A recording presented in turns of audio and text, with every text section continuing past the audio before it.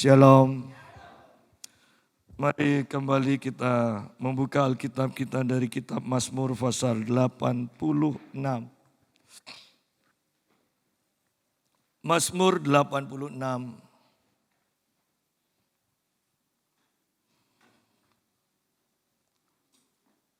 Ayat yang ke-10 mulai, tadi pagi kita sudah bahas ayat yang pertama sampai ayat yang ke-9.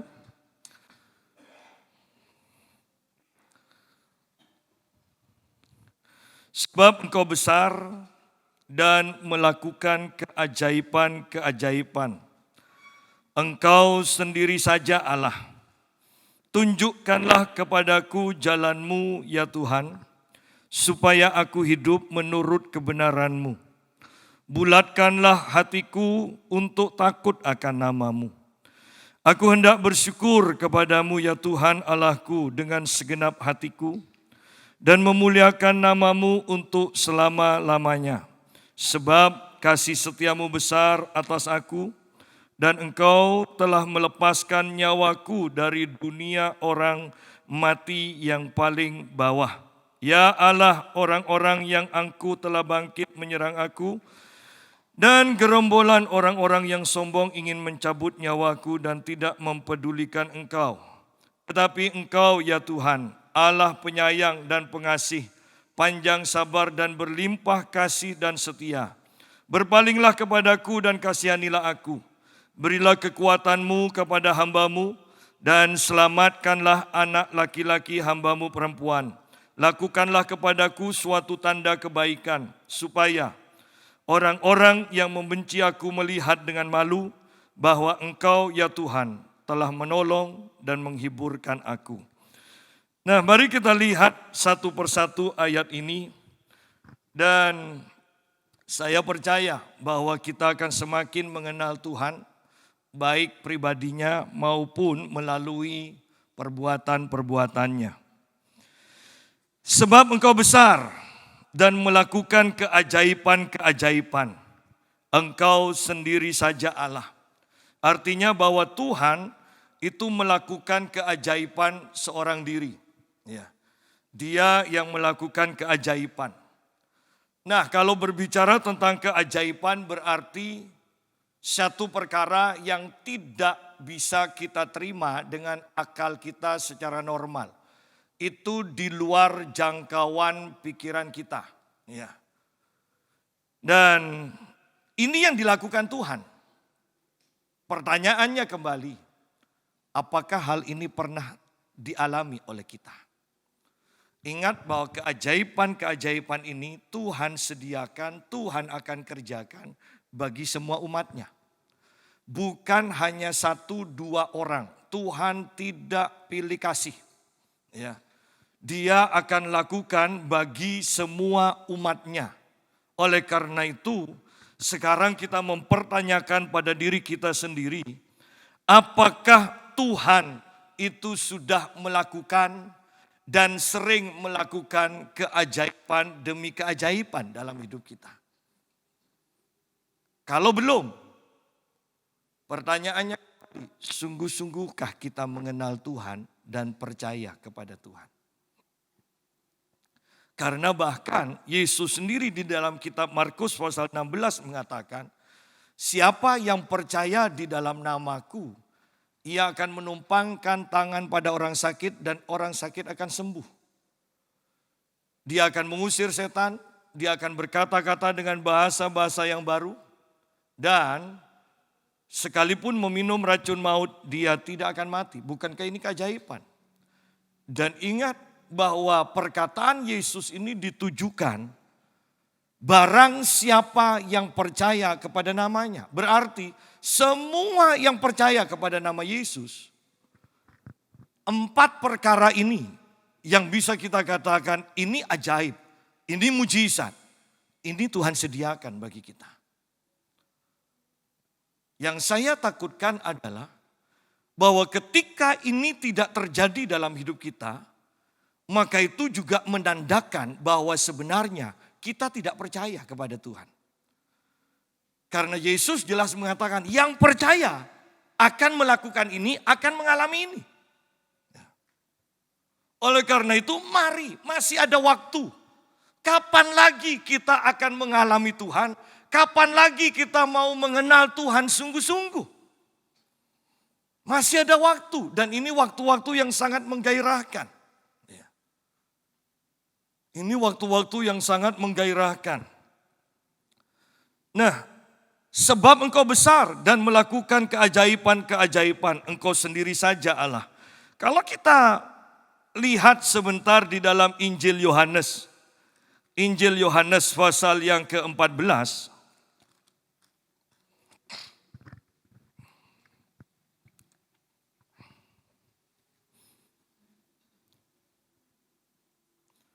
Ayat yang ke-9 mulai. Kata Yesus kepadanya, telah sekian lama aku bersama-sama kamu, Filipus. Namun engkau tidak mengenal aku. Barang siapa telah melihat aku, ia telah melihat Bapa. Bagaimana engkau berkata, tunjukkanlah Bapa itu kepada kami. Tidak percayakah engkau bahwa aku di dalam Bapa dan Bapa di dalam aku? Apa yang aku katakan kepadamu tidak aku katakan dari diriku sendiri, tetapi Bapa yang diam di dalam aku, dialah yang melakukan pekerjaannya. Percayalah kepadaku bahwa aku di dalam Bapa dan Bapa di dalam aku, dan atau setidak-tidaknya percayalah karena pekerjaan-pekerjaan itu sendiri. Aku berkata kepadamu, sesungguhnya barang siapa percaya kepadaku, ia akan melakukan juga pekerjaan-pekerjaan yang aku lakukan, bahkan pekerjaan-pekerjaan yang lebih besar daripada itu, sebab aku pergi kepada Bapa. Nah, lihat di sini Yesus katakan kepada Filipus, sudah sekian lama engkau bersama-sama dengan aku. Tidakkah engkau percaya bahwa aku di dalam Bapa, Bapa di dalam aku? Kalau saya mau sederhanakan supaya kita mengerti, tidakkah engkau percaya bahwa aku ini Allah, bahwa aku ini Tuhan? Kan seperti itu aja secara sederhananya. Allah di dalam aku di dalam Allah Bapa. Bukankah sederhana sekali? Tidak usah bingung dengan pengajaran Trinitas, sudahlah, tidak usah bingung. Ya. Bahwa Anda mau berdoa, Anda menyebut Bapa, iya, mau menyebut Yesus, iya, mau menyebut Roh Kudus, iya. Ya. Sama saja, karena di dalam satu di dalam tiga, itu sama saja. Bagaimana bisa? Iya bisa, orang dia Allah. Ya.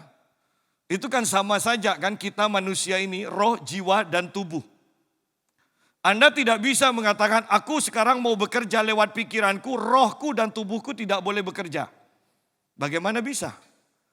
Ketika Anda berpikir, maka pikiran yang akan Anda lakukan akan dikerjakan oleh tubuh. Ya. Ketika tubuh mau mengerjakan dan katakan, aku mau bergerak sendiri, pikiran tidak boleh, mana bisa? Jadi tidak usah bingung dengan Trinitas, percayalah Allah kita satu. Ya. Sama seperti kalau Anda melihat saya, Yusa, satu. Walaupun terdiri dari roh, jiwa, dan tubuh. Ya. Tetapi ini satu rangkaian. Nah, tidak usah bingung. Yang penting kita mengalami Tuhan. Yang penting kita melakukan perkara-perkara besar. Yang penting kita mengalami keajaiban-keajaiban Tuhan. Daripada berdebat terus tetapi tidak ada yang dihasilkan. Ya. Nah, kita lihat. Sudah sekian lama aku bersama-sama dengan kamu, Filipus, namun engkau tidak mengenal aku. Sidang jemaat, bukan ini juga yang dialami oleh banyak orang Kristen di seluruh dunia. Sudah bertahun-tahun jadi orang Kristen tetapi tidak mengenal Tuhan dengan benar. Sampai Paulus berdoa untuk jemaat di Efesus. Aku berdoa supaya Tuhan Allah Bapa memberikan roh hikmat dan wahyu kepadamu. Supaya engkau mengenal Tuhan dengan benar. Sampai didoakan. Artinya memang tidak mudah untuk mengenal Allah. Bahkan kita menganggap seringkali seperti Filipus. menganggap kehadiran Yesus di dalam hidup mereka itu biasa aja. Dia hanya guru. Tetapi Yesus mengatakan, tidakkah kau kenal? Aku ini siapa sebenarnya? Aku ini bukan hanya sekedar manusia. Allah di dalam aku di dalam Allah. Sederhananya, tidakkah kau kenal? Aku ini Allah. Aku ini Tuhan. Berapa lama kita jadi orang Kristen? Apakah kita mengenal Tuhan? Apakah kita sudah mengalami Tuhan? Apakah ketika kita kepepet keuangan, kita langsung cari orang minta tolong, ataukah kita berdoa kepada Tuhan dan Tuhan akan memberikan mujizat pada kita?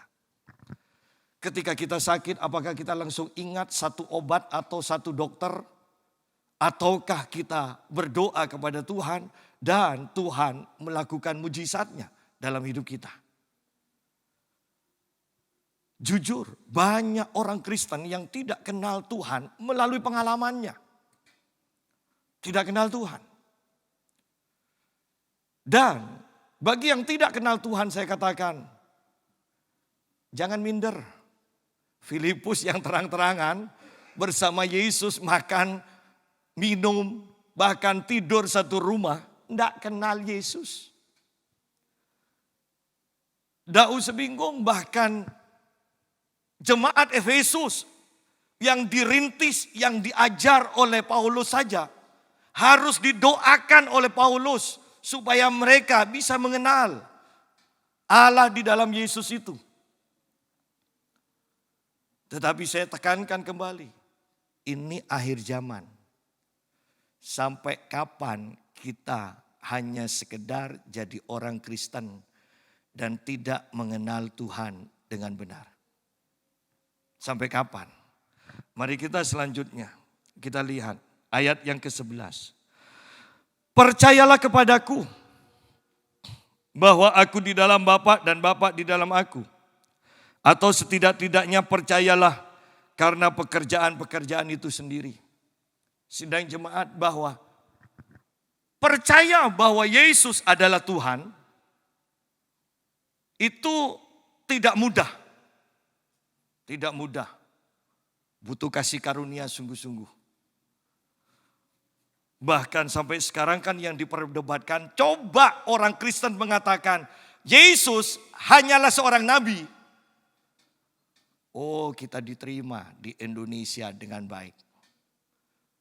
Yang jadi masalah adalah Yesus adalah Tuhan. Dan ini tidak bisa diterima oleh kebanyakan orang. Secara khusus di Indonesia. Bahkan Yesus adalah Tuhan. Ini tidak bisa diterima oleh setan, oleh antek-anteknya. Ini hanya bisa diterima oleh anggota kerajaan sorga, oleh anggota yang ada di sorga. Neraka tidak bisa terima. Ya. Orang-orang berdosa tidak bisa terima. Hanya orang-orang yang mendapatkan anugerah Tuhan saja yang bisa menerimanya. Percayalah kepadaku bahwa aku di dalam Bapa dan Bapa di dalam aku. Saya sederhanakan, percayalah bahwa aku adalah Tuhan.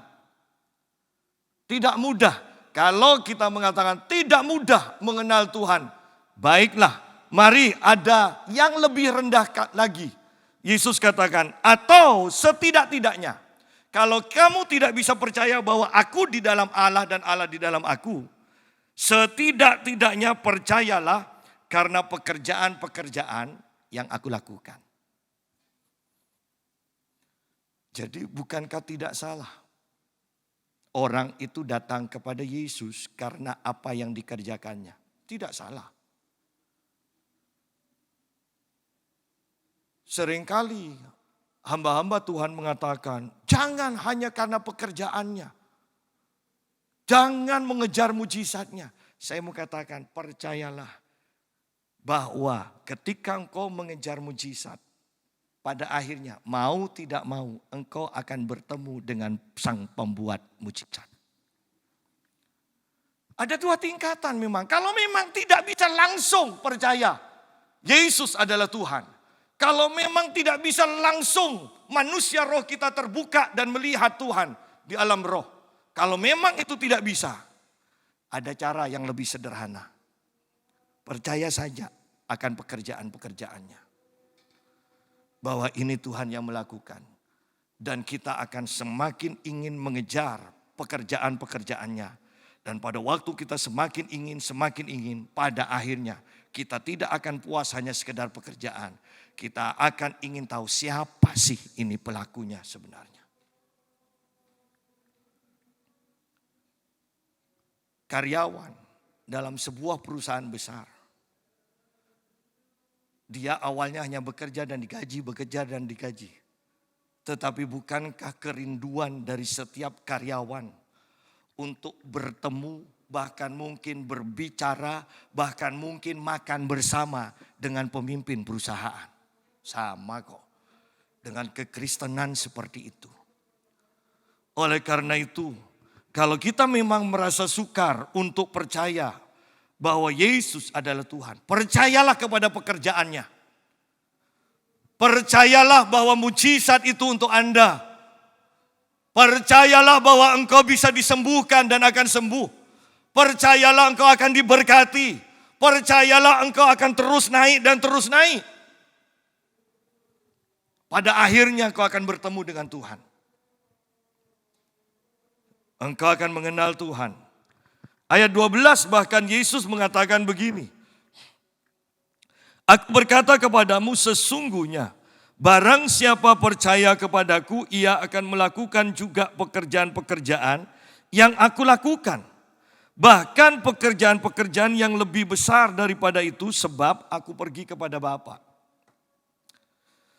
Ayat ini lebih sukar lagi untuk dipercaya. Melakukan pekerjaan-pekerjaan yang Yesus lakukan aja sudah sepertinya tidak masuk akal. Siapa kita? Siapa Yesus? Iya kan? Tetapi Yesus menjanjikannya. Bahkan bukan hanya pekerjaan yang sama dahsyatnya, tetapi yang lebih besar. Bagaimana ini bisa terjadi? Ayo saya mau katakan begini. Seandainya saya misalnya, paling gampang seperti ini. Bahwa papi almarhum merintis gereja ini. Dan itu sukar. Papi katakan bahkan kadang pagi hari dia buka pintu. Itu ada kotoran manusia yang ditaruh di kuncinya segala macam ya. Itu sukar. Bahkan ketika bangun belum ada atap dilempari batu. Ya, ada yang luka jemaat yang beribadah. Dia mengalami kesukaran. Ibadah dimulai dengan beberapa orang. Kadang hanya 15 ibadah hari. Dulu hari Selasa, saya ingat Selasa dan Rabu. Dan orang katakan ini gereja aneh. Ya biasanya ibadahnya hari Minggu. Ini hari Selasa dan Selasa dan Jumat. Selasa dan Jumat. Dan saya ingat yang hadir tidak banyak. Ya. Tidak banyak. Dan dia terus berintis. Tetapi ketika dia dipanggil Tuhan, saya lanjutkan. Dan apa yang dia lakukan, saya lakukan. Tetapi lihat bahwa ada hal-hal yang ditambahkan, bahkan jemaat ditambahkan, bahkan gedung gereja semakin besar. Lihat di sini, kenapa bisa sepertinya, wow saya hebat, saya lebih hebat dari papi. Tidak, dia merintis. Dia melakukan pekerjaan, saya melanjutkan pekerjaan yang sama. Tetapi fondasinya kan sudah ada kan. Artinya papi mengerjakan tanpa modal, saya mengerjakan dengan modal yang sudah ada. Ya, sama dengan ketika kita mungkin yang tua-tua merintis pekerjaan susah payah. Kemudian dilanjutkan oleh anaknya. Anaknya tidak perlu susah payah. Tetapi pekerjaannya sepertinya jauh lebih besar, jauh lebih hebat dari kita. Tanpa susah payah. Kita susah payah tapi kok hanya segini. Nah, karena kita membangun fondasi. Perhatikan di sini sekarang. Yesus melakukan pekerjaan besar. Dia menaruh fondasi. Kemudian dilanjutkan oleh Petrus, oleh Paulus. Fondasinya semakin kuat.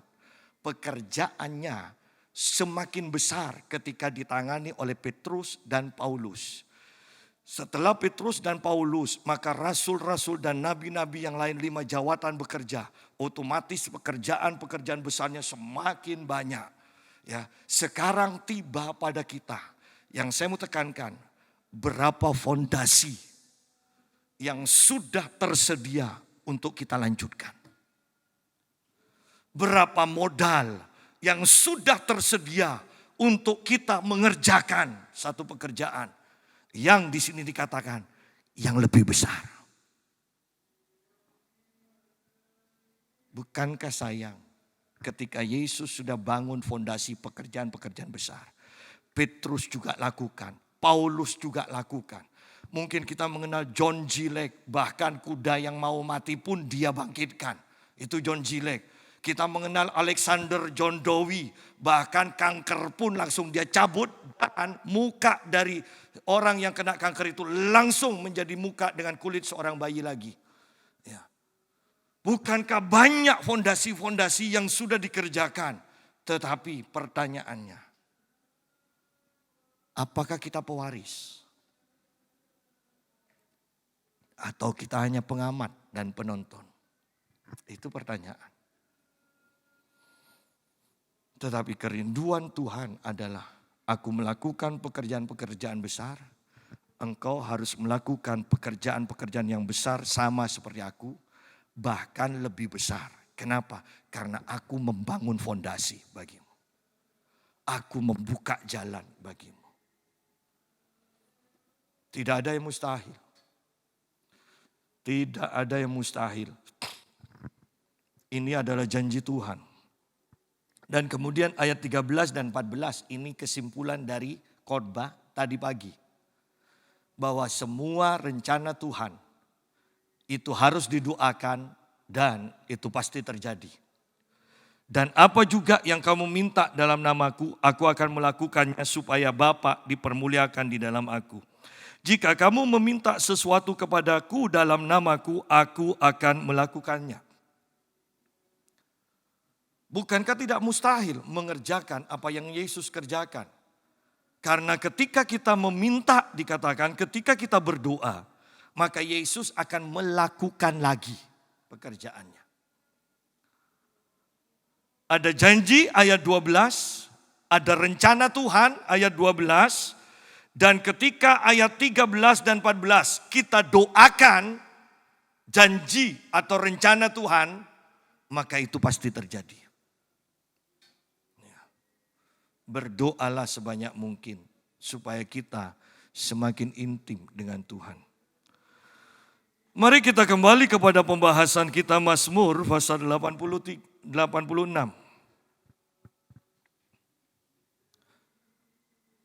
Tunjukkanlah ayat 11, tunjukkanlah kepadaku jalanmu ya Tuhan, supaya aku hidup menurut kebenaranmu. Tunjukkanlah, sederhananya di dalam perjanjian baru. Dipimpin oleh roh. Dipimpin oleh roh supaya kita tidak mengikuti daging. Ya kan? Dipimpin oleh roh. Kitab Roma, kitab Galatia banyak menyinggung soal ini. Hidup yang dipimpin oleh roh. Raja Daud mengatakan, Raja Daud berdoa, tunjukkanlah kepadaku jalanmu ya Tuhan, supaya aku hidup menurut kebenaranmu. Paulus mengatakan hiduplah menurut roh. Hiduplah dipimpin roh, bukan dipimpin oleh daging. Supaya kami hidup. Bagaimana kita bisa dipimpin oleh roh kalau kita tidak mengenal Tuhan? Saya tidak berbicara menjadi Kristen dengan KTP Kristen. Saya berbicara tentang hubungan intim dengan Tuhan. Ya. Mengenal Tuhan. Tunjukkanlah kepadaku jalanmu ya Tuhan, supaya aku hidup menurut kebenaranmu. Berarti kalau kita tidak menurut atau hidup menurut firman Tuhan, menurut jalan Tuhan, kita tidak bisa disebut hidup dalam kebenaran. Pak, tapi ini kan jalan yang baik. Baik belum tentu benar. Benar pasti baik. Ya. Oleh karena itu kita sungguh harus hati-hati. Kembali saya menekankan pola pikir kerajaan Allah. Pola pikir seperti Yesus Kristus. Bukan pola pikir dunia. Dan ini hanya bisa dilakukan ketika kita mengikuti pimpinan Roh. Dan kalau Anda belum bisa, berdoalah supaya Roh Kudus memimpin langkah-langkah kita. Bulatkanlah hatiku untuk takut akan namamu. Ternyata untuk takut akan Tuhan, hormat akan Tuhan, perlu doa juga. Bahkan Daud mengatakan, bulatkanlah hatiku untuk takut akan Tuhan. Perlu didoakan loh. Berapa banyak orang yang berjanji, mulai besok aku akan bangun pagi dan berdoa 1 jam kepada Tuhan. 1 hari bisa, kalau bisa. Ya, ada yang bahkan hari pertama pun tidak bisa. Ya. Kemudian 1 minggu mulai kelewatan 1 hari. 1 bulan kelewatan 4 hari. 2 bulan bablas semua. Karena ternyata keinginan kita sendiri, walaupun itu baik, tidak akan bisa bertahan lama. Butuh doa. Bulatkanlah hatiku untuk takut akan namamu. Tuhan, bulatkan hatiku untuk bangun pagi dan berdoa bersekutu dengan Engkau. Tuhan, bulatkan hatiku supaya tiap ibadahku tidak absen. Itu butuh kebulatan hati loh. Anda bisa bayangkan kalau Anda kerja tidak bulat hati dengan sebulat hati bekerja.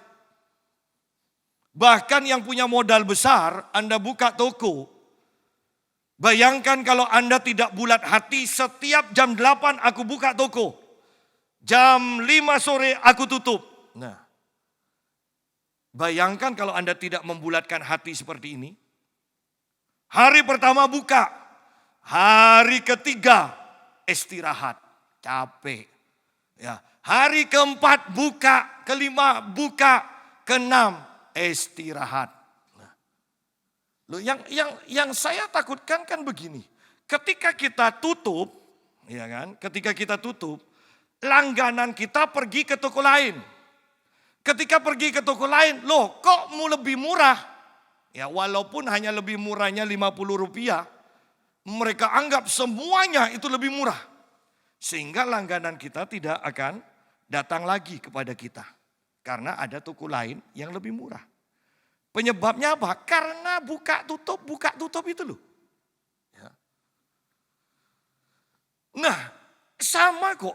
Kalau kita tidak membulatkan hati dalam bekerja, kita tidak akan berhasil. Bahkan di sini sekarang, kalau kita tidak membulatkan hati untuk mengutamakan Tuhan, untuk mengutamakan hal-hal yang rohani, Anda tidak akan konsisten. Kerohanianmu akan naik turun. Ya. Sehingga pada akhirnya Anda akan malas juga.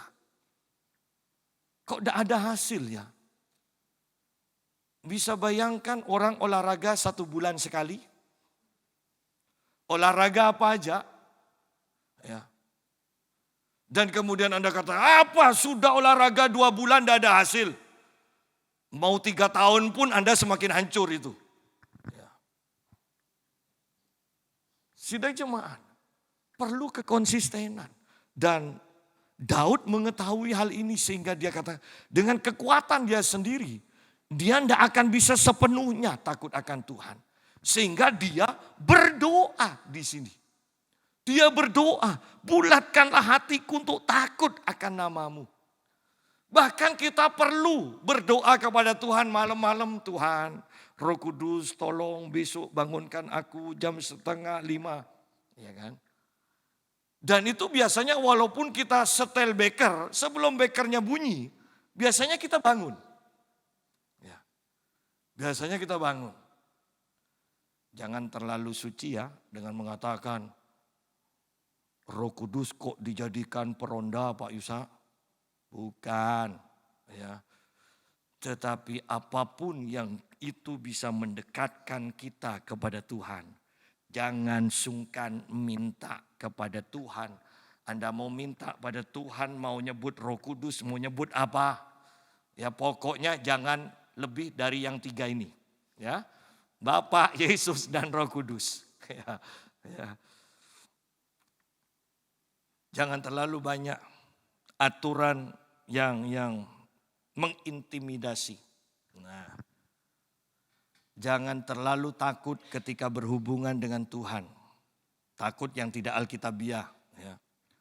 Karena sekarang banyak ajaran palsu. Banyak ajaran penyesatan. Saya tadi pagi tidak sengaja melihat satu YouTube siaran langsung sebuah ibadah. Dan pendetanya yang khotbah memakai talit.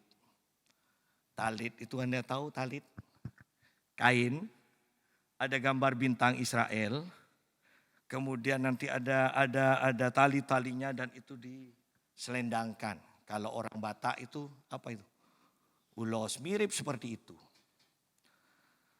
Tetapi berhubung orang Indonesia latah, banyak yang khotbah pakai itu dan itu diperjualbelikan. Kain seperti itu bisa sampai 400 ribu.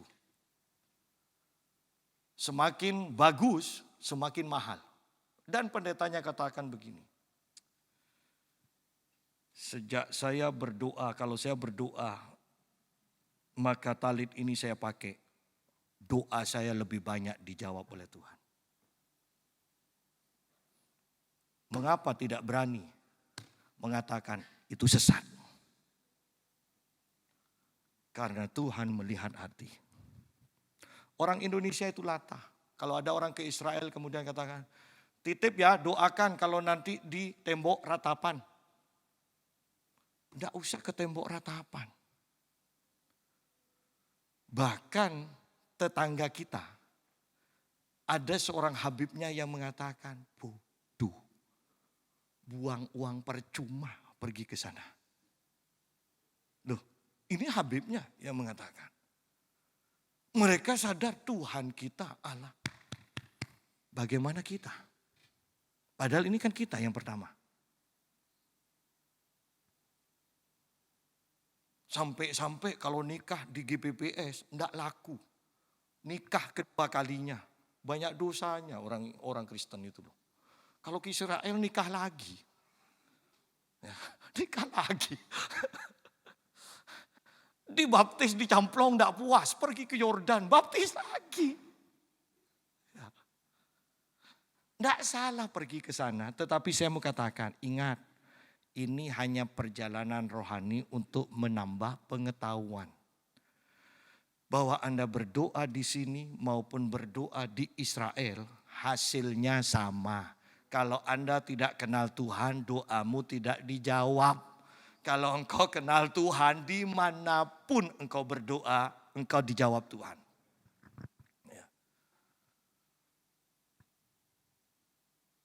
Banyak penyesatan. Kenapa penyesatan ada? Karena jemaat tidak mengenal Tuhan. Karena jemaat tidak mengenal Tuhan. Dan pendeta ini untuk menyenangkan gereja yang mengundangnya mengatakan begini. Gereja ini kan heboh kan. Jadi bawa bendera apa. Saya juga melihat. Saya mendengar satu kesaksian. Bahwa seorang petani di mana daerahnya dipenuhi dengan dengan hama, dan ketika ditancapkan dengan bendera itu, maka khusus milik dari yang menancapkan ini tidak ada hamanya. Loh, pertanyaannya sekarang, ini khotbah hanya untuk menyenangkan gereja setempat atau memang firman Tuhan? Saya pernah ke gereja itu. Dan kemudian gembalanya tanya pada saya. Istrinya ibu gembala tanya. Pak Yusa, pesannya untuk gereja ini apa? Saya hanya jawab, kalau ngeroh jangan terlalu ngeroh. Nah, Ternyata kelemahannya saya tidak mampu untuk menyenangkan apa yang diinginkan. Ya.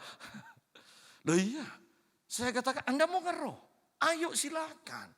Tapi firman Tuhannya harus kuat. Jangan sampai mengatakan, saya kok melihat ya pergi ke rumah jemaat mengatakan, saya kok lihat Tuhan Yesus jongkok di pojokan rumahmu sambil nangis loh. Memangnya Yesus lagi beol. Ya. Sidang jemaat. Sampai seperti itu loh anehnya. Ya. Saya percaya semakin kita kenal Tuhan, hidup kita, gaya hidup kita akan semakin sederhana. Tetapi hasil, ketika kau mendoakan orang sakit, orang sembuh. Ketika orang ada masalah, kemudian bertanya, kita punya hikmat Tuhan untuk menolong orang itu keluar dari masalahnya. Sebenarnya cukup seperti itu kok. Nggak usah yang aneh-aneh. Mau makan ke satu tempat, wah banyak jinnya di sini, jangan makan di sini, najis. Bayangkan kalau sampai pindah 5 kali, tetap lihat jin, enggak makan itu. Ya. Lebih baik kan sudah, doakan, kuduskan, lahap makan. Kan selesai kan? Justru kalau kita setiap pergi ke rumah makan lihat jin, saya mau katakan begini, Anda butuh pelepasan. Berarti Anda indigo. Ya. Berarti orang itu indigo. Kalau setiap masuk rumah makan lihat setan, orang itu pasti indigo. Bisa-bisa pergi ke mall pun, ke Tunjungan Plaza dia akan jalan begini. Set. Kenapa kok begini? Ada setan lewat. Kemudian jalan sebentar, set nunduk. Kenapa kok nunduk? Itu setan terbang. Kan repot. Ayo jadi orang Kristen ya yang biasa sajalah. Tetapi hasil dari pekerjaan kita, dari iman kita, ada, bisa dilihat, bisa dinikmati oleh orang-orang di sekitar kita. Ya. Sudahlah, tidak usah aneh-aneh, yang penting doakan orang sakit sembuh. Yang penting ngusir setan, setannya pergi. Kan gitu aja kan.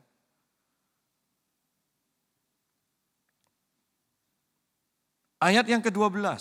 Aku hendak bersyukur kepadamu ya Tuhan Allahku dengan segenap hatiku dan memuliakan namamu untuk selama-lamanya. Sebab kasih setiamu besar atas aku dan engkau telah melepaskan nyawaku dari dunia orang mati yang paling bawah. Luar biasa Daud ini. Sebelum ada pengajaran tentang anugerah, dia sudah mengalami anugerah Tuhan. Dia sudah memahami anugerah Tuhan. Dia sudah hidup dalam anugerah Tuhan. Loh ini berbicara tentang engkau telah menyelamatkan nyawaku dari dunia orang mati yang paling bawah. Bukankah ini berbicara tentang kematian kekal kan? Daud sudah mengenal, sudah melihat pengorbanan Yesus dengan mata imannya. Kalau Anda perhatikan di dalam Mazmur 22 dan 24, itu berbicara tentang karya Yesus yang ditulis oleh pemazmur. Ya. Anda akan lihat di sana bahwa betapa luar biasanya. Bahwa dengan anugerah Tuhan ini, keselamatan dari pemazmur terjamin.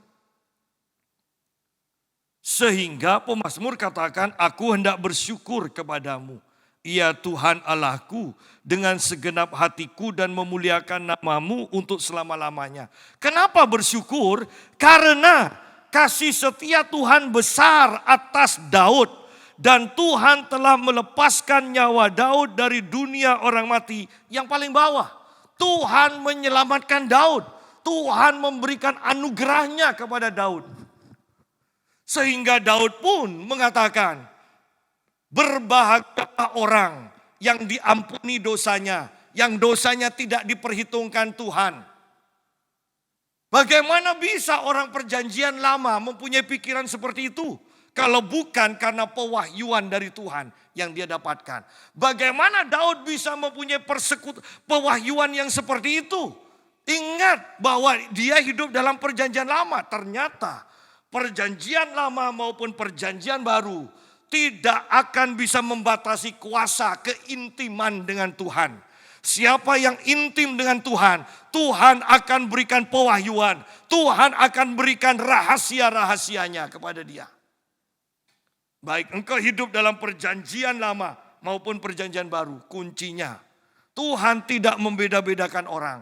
Siapa yang mengasihi dia, siapa yang punya hubungan intim dengan dia, rahasia Tuhan diberitahukan. Dan itu yang dialami oleh Daud. Itu yang dialami Daud. Oleh karena itu penting kita menghabiskan banyak waktu dengan Tuhan. Penting sekali. Banyak orang yang meremehkan dan mengatakan, Pak, saya bukan pendeta, saya pengusaha. Bahkan pengusaha pun Anda membutuhkan rahasia Tuhan untuk kedepannya. Bayangkan orang yang tidak tahu rahasia Tuhan kedepannya akan seperti apa. Anda ingat HP, Siemens, Motorola, Nokia. Bukankah mereka banyak uang? Bukankah mereka terkenal pada waktu itu? Tetapi karena tidak mampu melihat ke depan, akhirnya mereka tergulung. Siapa bilang pengusaha tidak butuh pewahyuan dari Tuhan? Dan jangan mengejar pendeta. Jangan mengejar orang-orang yang menyebut nabi. Pada waktu engkau mencari Tuhan, Tuhan akan memberitahukan rahasia-rahasianya kepadamu. Beberapa orang selalu bertanya pada saya, bagaimana Pak pekerjaan saya? Apakah ini perjanjian ini saya akan lakukan, saya akan ambil atau saya batalkan? Saya hanya bisa katakan begini. Yang pertama harus kamu lakukan, dengarkan suara hatimu di mana Roh Kudus akan memimpin kau. Saya hanya bisa memberikan pandangan, tetapi Tuhan dan engkau itu berurusan langsung. Itu penting. Dan kalau hamba Tuhan yang lain banyak yang terlalu berani, saya katakan terlalu berani. Saya sampai bingung, ini pendetanya saya yang salah atau jemaatnya yang salah?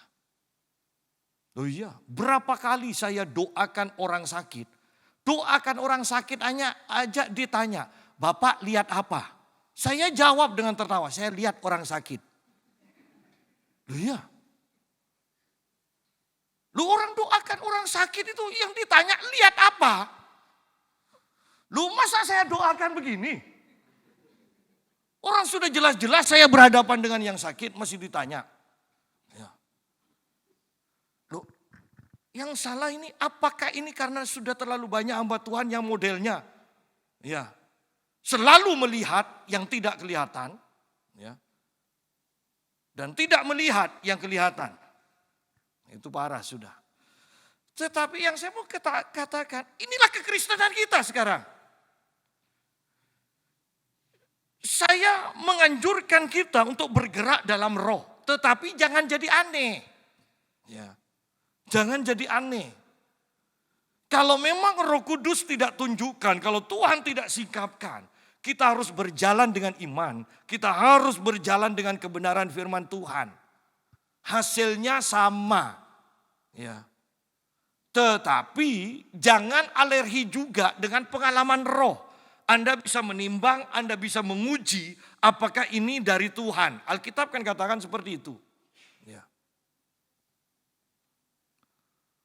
Ayat 14, ya Allah orang-orang yang angkuh telah bangkit menyerang aku. Dan gerombolan orang-orang yang sombong ingin mencabut nyawaku dan tidak mempedulikan engkau.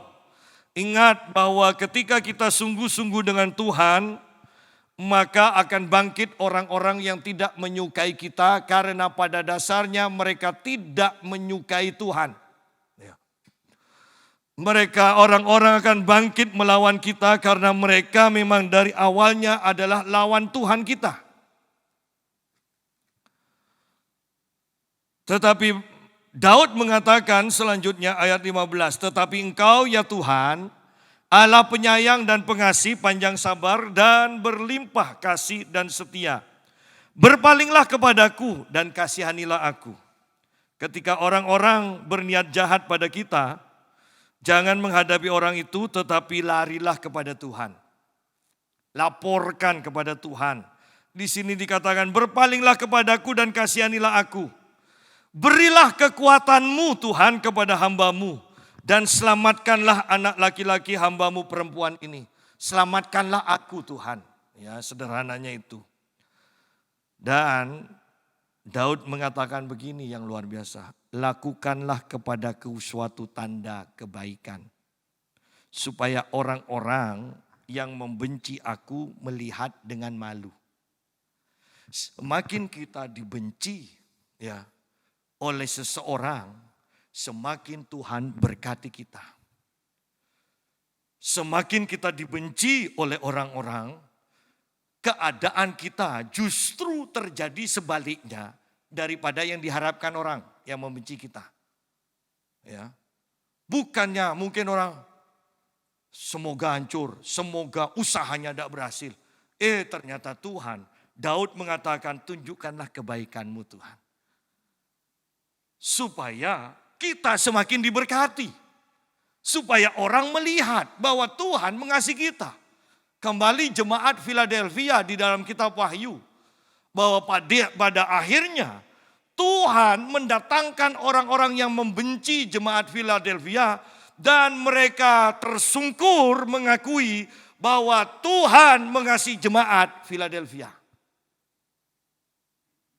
Sama ini yang terjadi kepada Daud, dikatakan lakukanlah kebaikan, lakukanlah kepadaku suatu tanda kebaikan, supaya orang-orang yang membenci aku melihat dengan malu, bahwa Engkau ya Tuhan telah menolong aku dan menghibur aku. Berarti kalau seperti ini, kalau Tuhan menolong dan menghibur kita, berarti orang yang membenci kita itu tidak ada di pihak Tuhan. Dan kalau ini berbicara tentang musuh, tentang lawan, otomatis tidak ada yang musuh itu nasibnya sama dengan yang dimusuhi. Ada peperangan sama-sama kalah atau sama-sama menang? Kan tidak ada kan? Kalau yang satu menang, yang satu pasti kalah. Ya. Kalau tinju mungkin ada jurinya, draw. Tetapi perang kan tidak mungkin kita katakan draw. Tidak ada. Tidak ada. Kalau draw mereka pasti perang terus. Ya. Nah di sini sama. Kalau ada yang memusuhi kita, Daud ada yang memusuhi, Daud katakan Tuhan tunjukkanlah kebaikanmu kepadaku. Kalau Daud berkata seperti itu, berarti Tuhan tidak akan menunjukkan kebaikan kepada musuhnya. Karena pada akhirnya juga orang-orang yang memusuhi jemaat Philadelphia, mereka datang kepada jemaat Philadelphia. Dan saya percaya mereka datang untuk mengakui kesalahan mereka. Ini pun akan terjadi. Semakin kita intim dengan Tuhan, kita akan melakukan pekerjaan besar. Pada waktu kita melakukan pekerjaan besar, ada orang yang tidak suka kepada kita, ada orang yang membenci kita. Tetapi ketika orang tidak suka pada kita, ingat perjuangan peperangan kita bukan melawan darah dan daging, tetapi melawan roh-roh jahat, melawan penguasa, pemerintah dan sebagainya. Kita harus datang kepada Tuhan. Ketika kita datang pada Tuhan, Tuhan akan tunjukkan kebaikan kepada kita. Pada waktu Tuhan menunjukkan kebaikannya kepada kita, orang yang memusuhi kita akan terpuruk. Dan mereka pada akhirnya akan mengakui, syukur-syukur kita yang dimusuhi bisa melepaskan berkat. supaya perbuatan ajaib Tuhan itu diterima oleh mereka juga.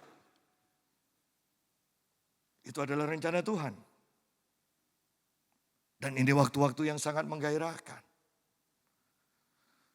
Saya sedang bersemangat untuk menyampaikan firman di tempat ini.